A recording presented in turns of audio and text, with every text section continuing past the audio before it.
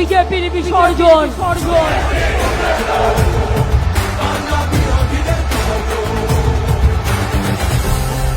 তৃণমূল কংগ্রেস এখানে বাংলায় একা লড়বে। লড়ছে দিদি সবার হয়ে অধিকারের লড়াই, জমিদারে ঠাঁই হবে না এই আমাদের বড়াই।